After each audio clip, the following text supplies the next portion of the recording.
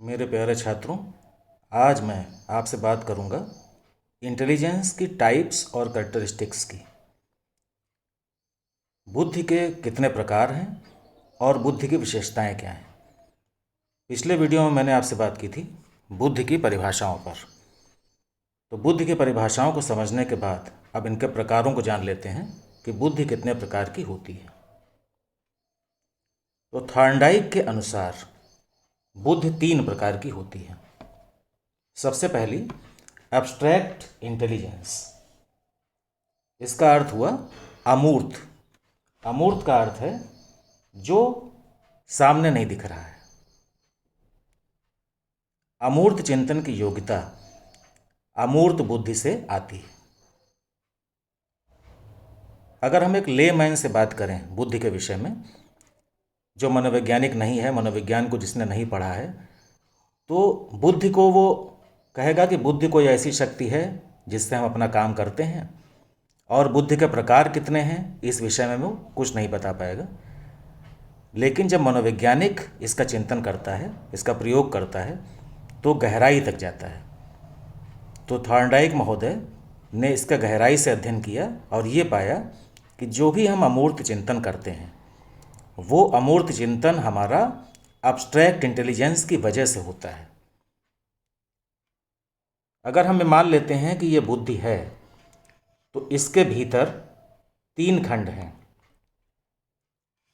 ये अब्स्ट्रैक्ट है, दूसरा सोशल है, तीसरा मोटर है। तो अमूर्त चिंतन इस सेक्शन का हिस्सा है। जब भी कोई अमूर्त चिंतन हम करेंगे तो बुद्धि का ये हिस्सा सक्रिय हो जाएगा और हम अमूर्त चिंतन कर सकेंगे। इसी प्रकार से दूसरा सोशल इंटेलिजेंस, सामाजिक बुद्धि।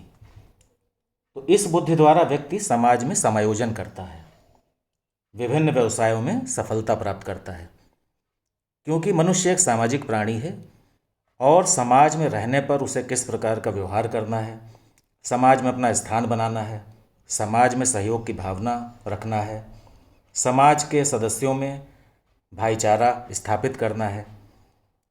तो जब भी सामाजिकता की बात आती है तो दूसरा हिस्सा बुद्धि का सक्रिय हो जाता है, जिसको सोशल इंटेलिजेंस कहते हैं। और ये सोशल इंटेलिजेंस सामाजिक कार्यों में, सामाजिक व्यवसायों में हमारी मदद करती है। तीसरी स्थिति है मोटर इंटेलिजेंस, यांत्रिक बुद्धि। इस बुद्धि की सहायता से व्यक्ति यंत्र, मशीन या भौतिक वस्तुओं का परिचालन करता है। तो जिनके पास ये बुद्धि होती है, जैसे आपने देखा इंजीनियर या मैकेनिक, इलेक्ट्रीशियन, बिना पढ़े लिखे व्यक्ति, कारीगर आपके घर पे आते हैं और उस कार्य को इतनी कुशलता से करते हैं जिसको आप पढ़े लिखे होने के बावजूद भी नहीं कर पाते। अगर आपके घर का पंखा खराब हो गया है तो इलेक्ट्रीशियन, जो हो सकता है कक्षा 8 पास हो या 10 पास हो या न पढ़ा हो, वो आके उसको बहुत ही आसानी से ठीक कर देता है। छोटी सी बात है, अगर फ्यूज़ घर का उड़ जाता है तो एक फ्यूज़ को बदलने में हम सब लोग सक्षम नहीं होते हैं। लेकिन मोटर इंटेलिजेंस का व्यक्ति, जिसके अंदर ये तीसरा हिस्सा सक्रिय हो जाता है, तो मोटर इंटेलिजेंस के द्वारा वो उस कार्य को कुशलतापूर्वक कर लेता है।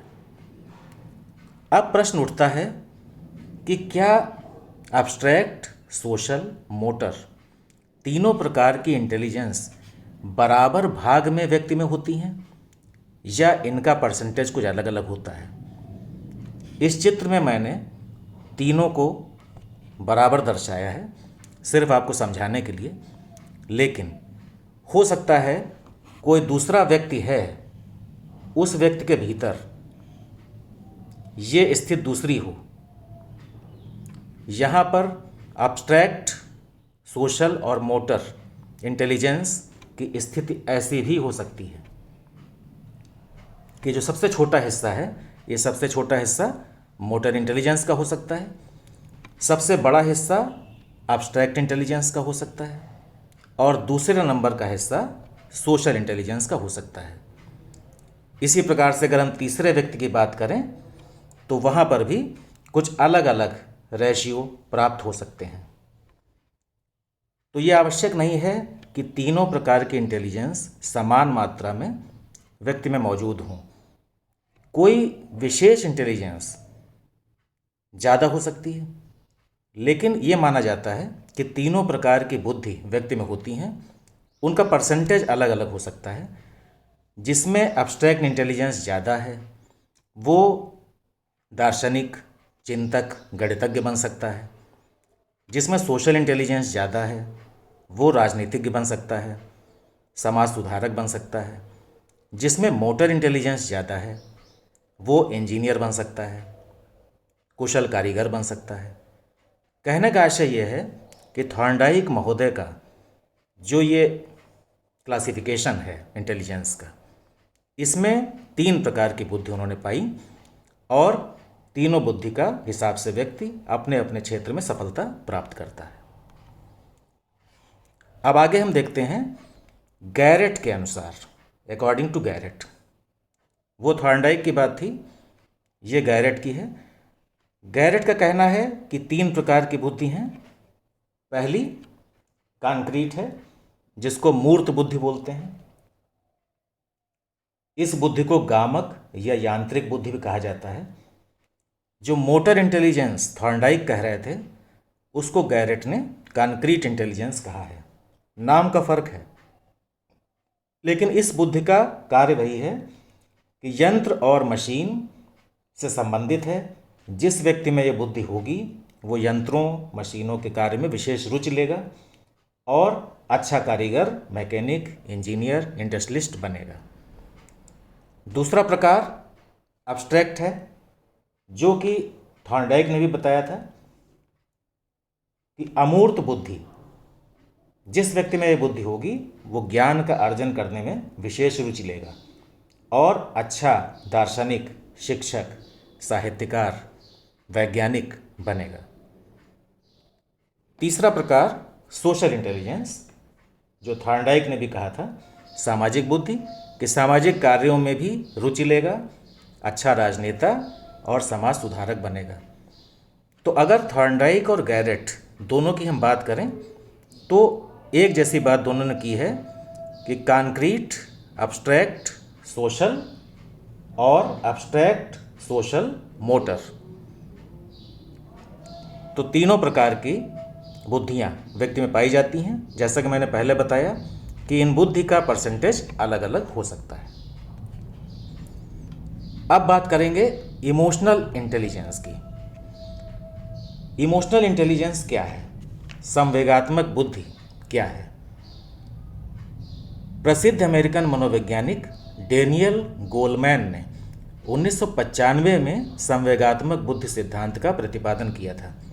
इन्होंने एक पुस्तक लिखी थी, इमोशनल इंटेलिजेंस, और इनका यह मानना था कि मानव जीवन में व्यक्ति को सफलता और प्रसन्नता देने में बुद्धि लब्धि की तुलना में संवेगात्मक बुद्धि का अधिक योगदान होता है। जैसे हम कहते हैं व्यक्ति की आईक्यू क्या है, इंटेलिजेंस कोशेंट, उसके आधार पर व्यक्ति को मापा जाता है। लेकिन अब बात आ रही है व्यक्ति की ईक्यू क्या है, इमोशनल कोशेंट। अपने संवेगों पर वो किस प्रकार से नियंत्रण रख पाता है और दूसरे के संवेगों को किस प्रकार से समझ पाता है। क्योंकि ऐसा होता है कि जब भी संवेग हम पर हावी होते हैं तो हमसे वो कोई कार्य करवा लेते हैं।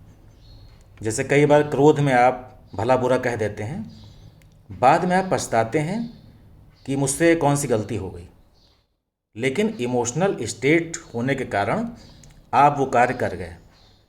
इसका आशय यह हुआ कि आप में इमोशनल कोशेंट कम था, संवेगों का नियंत्रण आप में कम था, इमोशनल इंटेलिजेंस आप में कम थी। आज की डेट में आईक्यू के साथ साथ ईक्यू को भी वरीयता दी जा रही है, क्योंकि अगर आपका एक अधिकारी है और उसका आईक्यू लेवल बहुत अच्छा है किंतु ईक्यू लेवल कम है, तो नतीजा क्या होगा? वो आपसे कार्य करने में क्रोध का प्रयोग करेगा, बात बात पर आपको नीचा दिखाएगा, आपकी हंसी उड़ाएगा। क्यों? क्योंकि आपके इमोशंस की उसको कद्र नहीं है, उसकी समझ नहीं है। तो जो स्वयं के इमोशंस को समझता है, दूसरे के इमोशंस को समझता है, तो ये माना जाता है कि उसके भीतर इमोशनल इंटेलिजेंस है। गोलमैन ने कहा है कि संवेगात्मक बुद्धि जीवन के संवेगात्मक पक्ष से संबंधित गुणों अथवा योग्यताओं का समूह है। इमोशनल लाइफ हमारी जो भी होती है वो लाइफ इसी पर आधारित होती है। और इन्होंने संवेगात्मक बुद्धि में 5 घटक बताए कि पहला है नोइंग अवर ओन इमोशंस, सबसे पहले अपने इमोशंस को जानना। मैनेजिंग अवर ओन इमोशंस, अपने संवेगों का प्रबंध करना, संभालना। मोटिवेटिंग अवर सेल्फ, स्वयं को अभिप्रेरित करना। दूसरे के संवेगों का अभिज्ञान करना, recognising the emotions of others. And handling relationships, संबंधों का निर्वहन करना, किस प्रकार से संबंधों को सुचारू रूप से चलाया जाए। तो जब ये 5 एलिमेंट्स हमारे भीतर होंगे तो ये माना जाएगा कि हमारे अंदर इमोशनल इंटेलिजेंस है। इस इमोशनल इंटेलिजेंस पर एक अलग वीडियो मैं आपको बनाकर दूंगा, जिसमें मैं गहराई से इस पर बात करूंगा। इस वाले वीडियो में आप इमोशनल इंटेलिजेंस की परिभाषा को समझ गए हैं और इसकी डिटेल नेक्स्ट वीडियो में आपको उपलब्ध कराऊंगा। इसके बाद multi dimensional intelligence. Multi dimensional intelligence का अर्थ हुआ बहुआयामी बुद्धि। हार्वर्ड अर्ल गार्डनर अमेरिकन मनोवैज्ञानिक थे और इन्होंने मल्टी डायमेंशनल इंटेलिजेंस पर काम किया और इनका कहना यह था कि 7 प्रकार की योग्यताएं या बुद्धि होती हैं। इन्होंने एक पुस्तक लिखी थी फ्रेम्स ऑफ माइंड। उस फ्रेम्स ऑफ माइंड में 7 प्रकार की बुद्धि का प्रयोग किया, जिसको मल्टी डायमेंशनल कहा गया। इसमें तार्किक गणितीय बुद्धि, भाषा संबंधी बुद्धि, शारीरिक गतिक बुद्धि, स्थानिक बुद्धि, व्यक्तिगत आत्म बुद्धि, संगीत संबंधी बुद्धि और व्यक्तिगत अन्य बुद्धि, ये 7 प्रकार की बुद्धियाँ शामिल हैं। मल्टी डायमेंशनल इंटेलिजेंस पर भी मैं आपसे एक सेपरेट वीडियो में बात करूँगा। तो ये प्रकार आपके सामने प्रस्तुत हुए। इसके बाद मैं बात करूँगा इंटेलिजेंस की कैरेक्टरिस्टिक्स क्या हैं, विशेषताएं क्या हैं। आपने इंटेलिजेंस की परिभाषाओं को पढ़ा और उन परिभाषाओं में आपने देखा कि बुद्धि में कौन कौन से कार्य होते हैं, बुद्धि कौन कौन से कार्य करती है। तो जब से सबसे पहले कहते हैं intelligence is a way of acting. Intelligence क्या है? कार्य करने का एक तरीका है। जो भी कार्य हम करते हैं उसका तरीका इंटेलिजेंस है। अगर हमारे भीतर इंटेलिजेंस नहीं है तो हम कार्य नहीं कर पाएंगे। इसी प्रकार से intelligence is the ability to think in terms of abstract ideas. जो भी हम अमूर्त चिंतन करते हैं उस अमूर्त चिंतन की योग्यता बुद्धि कहलाती है, क्योंकि बुद्धि के अभाव में अमूर्त चिंतन संभव नहीं हो पाएगा। इसी प्रकार से एन एक्वायरिंग कैपेसिटी, किस प्रकार से हम एक्वायर करते हैं, ज्ञान का अर्जन करते हैं। ज्ञान का अर्जन करने में बुद्धि ही हमारा सहयोग करती है। अगर हमारी बुद्धि तीव्र नहीं है तो ज्ञान का अर्जन करने में मुश्किल होगी और जिस ज्ञान को हम धारण करेंगे उसको शीघ्र ही भूल जाएंगे। तो जो भी हम जीवन में ज्ञान प्राप्त करते हैं, जो भी एक्वायर करते हैं, वो बुद्धि की ही विशेषता है। इसके बाद द कैपेसिटी टू लर्न और टू प्रॉफिट बाई एक्सपीरियंस। जीवन में हम बहुत सारे अनुभव करते हैं और उन अनुभवों से सीखते हैं, उन अनुभवों से लाभ उठाते हैं। तो जो अनुभव से लाभ उठाने की योग्यता है वो बुद्धि कहलाती है। अगर हमारे पास बुद्धि है तो हम अपने अनुभव से लाभ उठाते हैं। क्लासरूम में जो ज्ञान आपने सीखा उस ज्ञान को आप समाज में प्रयोग करते हैं, जिसको ट्रांसफ़र ऑफ लर्निंग कहा जाता है। तो कक्षा में सीखे हुए ज्ञान को आपने ट्रांसफ़र किया सामाजिक परिस्थितियों में, नवीन परिस्थितियों में। जीवन में जो भी अनुभव किया उस अनुभव के आधार पर आपने आगे लाभ उठाया, कुछ उस अनुभव से सीखा। तो हम जो भी अपनी गलतियों से सीखते हैं, अपने अनुभव से जो भी लाभ उठाते हैं, वो क्षमता बुद्धि कहलाती है। इसके बाद the power of good responses.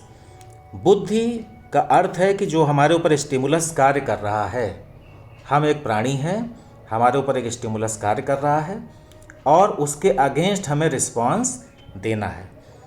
तो ये रिस्पॉन्स गुड हो, उत्तम हो, इसमें बुद्धि की आवश्यकता है। अगर हम रिएक्शन देते हैं, रिस्पॉन्स नहीं देते हैं, रिएक्शन का अर्थ है बिना सोचे समझे कोई भी स्टिमुलस आया, ऑर्गेनिज्म ने तुरंत रिएक्ट किया, इसका मतलब है अनकॉन्शियसनेस। अनकॉन्शियस होकर अगर रिएक्शन दिया जाता है तो वो उचित नहीं होता है। कॉन्शियसली जब हम रिएक्ट करते हैं तो उसको रिस्पॉन्स कहा जाता है। The power of good response means you have intelligence. Intelligence आपकी है तभी आप गुड रिस्पॉन्स दे सकते हैं। The ability to adjust in his environment. जो भी हमारा पर्यावरण है उस पर्यावरण में एडजस्ट होना, सामंजस्य स्थापित करना, ये क्षमता बुद्धि हमें प्रदान करती है। ये बुद्धि की विशेषता है कि अपने वातावरण के साथ समायोजन स्थापित करना। आपने देखा है कुछ व्यक्ति बहुत ही आसानी से समायोजित हो जाते हैं, वहीं कुछ व्यक्ति एकाकी रहते हैं, समायोजन की क्षमता उनके भीतर कम होती है। लेकिन जो भी समायोजन हम करते हैं वो समायोजन करने में बुद्धि हमारी सहायता करती है और यही बुद्धि की विशेषता है। नेक्स्ट है द एबिलिटी टू लर्न। सीखने की क्षमता। जो भी हम सीखते हैं वो बुद्धि की विशेषता है, बुद्धि के द्वारा ही सीखते हैं। अगर बुद्धि न हो तो सीखा नहीं जा सकता है। तो बुद्धि की बहुत बड़ी विशेषता है कि जीवन में जो भी हम सीखते हैं वो हमारी मदद करती है और उससे हम आगे बढ़ते हैं। इसी प्रकार से the ability to solve problems. जीवन में बहुत सारी समस्याएं आती हैं और उन समस्याओं का समाधान करने में हम बुद्धि का सहारा लेते हैं। हर व्यक्ति समस्या का समाधान नहीं कर पाता है। कई बार ऐसा होता है कि कोई व्यक्ति बहुत ही सुगमता से किसी समस्या का समाधान कर लेता है, तो हम कहते हैं कोई समस्या आने पर अमुक व्यक्ति के पास चलते हैं, उनके पास इसका समाधान अवश्य होगा, उनकी बुद्धि बहुत तीव्र है। वहीं दूसरी ओर एक व्यक्ति समस्या आने पर घबरा जाता है, उसका समाधान नहीं ढूंढ पाता है। इसका आशय है कि उसकी जो बुद्धि की विशेषता है प्रॉब्लम को हल करने की, वो कम है, लेकिन उसके भीतर है। गाइडेंस के चैप्टर में मैंने छात्रों को बताया था कि गाइडेंस में सेल्फ गाइडेंस दी जाती है कि हम अपनी गाइडेंस स्वयं कर सकें, अपने को स्वयं गाइड कर सकें। इसका मतलब बुद्धि तो हमारे भीतर है, लेकिन कई बार वो स्विच ऑफ मोड में होती है, उसको स्विच ऑन मोड में लाना पड़ता है। जैसे कमरे में अंधेरा है और हम अंदर जाते हैं और स्विच ऑन करते हैं, कमरे में प्रकाश हो जाता है। इसका आशय क्या हुआ कि अगर हमें स्विच बोर्ड नहीं पता है या स्विच का ऑन ऑफ नहीं पता है तो उस अंधेरे को हम प्रकाश में तब्दील नहीं कर सकते हैं। इसी प्रकार से जो बुद्धि आपके भीतर है, अगर वो स्विच ऑफ मोड में है तो हमारे जीवन में हमारा सम्मान नहीं होगा, हम बहुत अच्छा कार्य नहीं कर पाएंगे, हम समायोजन नहीं कर पाएंगे। लेकिन अगर हमें स्विच ऑन करना आता है तो ये स्विच ऑन करने से हम बुद्धि की तीव्रता को बढ़ा सकते हैं और जीवन में बहुत अधिक सफलता प्राप्त कर सकते हैं। इसके बाद the ability to perceive relationship. जो भी रिलेशनशिप हम बनाते हैं जीवन में, जो भी हमारे संबंध चलते हैं, वो बुद्धि की क्षमता से ही चलते हैं। बुद्धि में क्षमता होती है कि किस प्रकार से किन्हीं वस्तुओं में रिलेशनशिप, व्यक्तियों में रिलेशनशिप को परसीव करना, उनको देखना, ये बुद्धि की ही परिभाषा है, बुद्धि की ही विशेषता है कि रिलेशन को कैसे परसीव किया जाए, कैसे प्रत्यक्षीकरण किया जाए। इस वस्तु में, इस व्यक्ति में किस प्रकार का रिलेशन है, इसको परसीव करना, ये एबिलिटी है बुद्धि की। नेक्स्ट है the ability to differentiate truth to falsehood, moral to immoral. सत्य और असत्य में भेद करने की क्षमता, नैतिक और अनैतिक में भेद करने की क्षमता, ये बुद्धि की विशेषता है। जब भी कोई गलत कार्य हम करते हैं तो हमें आभास होता है कि ये गलत है, हमें ये नहीं करना चाहिए, और जो सत्य होता है उसको करने में हम नहीं डरते हैं। तो हमें जान जाते हैं कि ये सत्य है और ये असत्य है। तो ये बुद्धि की ही विशेषता है, और बुद्धि के भीतर एक विवेक शक्ति कहलाती है। जो बुद्धि की शक्ति है उसको विवेक शक्ति बोलते हैं। विवेक शक्ति हमें डिफरेंशिएट करवाती है truth to falsehood, moral to immoral. इसीलिए जिनका विवेक जागृत होता है, वो विवेक जागृत होने वाले व्यक्ति सत्य और असत्य में भेद बड़ी शीघ्रता से कर लेते हैं, और ये बुद्धि की क्षमता हमें एक अच्छा इंसान बनने के लिए प्रेरित करती है। इनबॉर्न पावर ऑफ मैन, ये व्यक्ति की जन्मजात शक्ति है। जन्म से ही बुद्धि हमें मिली हुई है, यह अचानक नहीं पैदा हुई है। जैसे ही हम जन्म लेते हैं हमारे पास बुद्धि होती है। आपने देखा कि पियाजे का क्लासिफिकेशन है कि किस प्रकार से बालक सीखता है जीवन में, और किस प्रकार से वो 0 ईयर से 3 years, 3 years to 7 year, 7 year to 11 years, और 11 ईयर्स टू एडल्टहुड, इन स्टेजेस में किस प्रकार से वो चीज़ों को सीखता है। इसका आशय ये हुआ कि 0 to 3 ईयर्स में भी उसके पास बुद्धि है, तभी तो वो सीख रहा है। तो पियाजे का जो कॉग्निटिव डेवलपमेंट का सिद्धांत है, उस सिद्धांत को छात्र पढ़ेंगे और उसमें इस बात को जानेंगे कि एक 0 ईयर का शिशु भी बुद्धि रखता है, इसलिए ये इनबॉर्न पावर है। Next is it is multi dimensional. जैसी मैंने बात की आपसे कि मल्टी डायमेंशनल में बुद्धि बहुआयामी है, ये एक कारक ही नहीं है, इसमें 7 प्रकार की बुद्धि शामिल हैं, जिसको गार्डनर ने बहुआयामी बुद्धि कहा है। इसकी विस्तार से चर्चा मैं नेक्स्ट वीडियो में करूँगा। इट इज़ नॉट यूनिफॉर्म, ये यूनिफॉर्म नहीं है, सब में समान रूप से नहीं है। अपने पर्यावरण के द्वारा, अपनी आनुवंशिकता के द्वारा इसके भीतर परिवर्तन हो सकता है। कुछ बहुत ही बुद्धिमान बच्चे होते हैं, कुछ बुद्धिमान माता पिता की संतान बुद्धिमान नहीं होती है, तो आनुवंशिकता भी उसमें एक बहुत बड़ा रोल अदा करती है। The ability to think rationally, विवेकपूर्ण ढंग से कैसे सोचें, ये बुद्धि ही हमें क्षमता देती है। रैशनली थिंकिंग बुद्धि से ही संबंधित है, और रैशनल थिंकिंग को डेवलप करने के लिए नेशनल एजुकेशन पॉलिसी में बहुत जोर दिया गया है कि रोट मेमोरी पर ना जाएं, रटने की प्रवृत्ति पर ना जाएं, कोशिश करें कि रैशनली सोचें, विवेकपूर्ण ढंग से सोचें, और जब ये क्षमता में प्राप्त हो जाती है तो हम एक अच्छे इंसान के रूप में सफलता प्राप्त करते हैं, समाज को बहुत अच्छा योगदान देते हैं, और अपने मनुष्य जीवन को सार्थक करते हैं। ये बहुत ही आवश्यक तत्व है। तो मुझे लगता है कि मेरे छात्र इंटेलिजेंस की विशेषताओं को भली प्रकार समझ गए होंगे, और उनके प्रकारों को भी भली प्रकार समझ गए होंगे।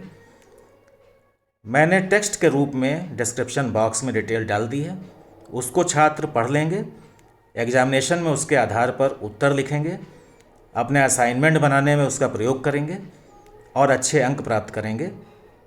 मेरी शुभकामना है कि आपके अंक अच्छे आएँ, आप जीवन में सफलता प्राप्त करें और सदैव खुश रहें। Wish you all the best. खुश रहो, प्रसन्न रहो।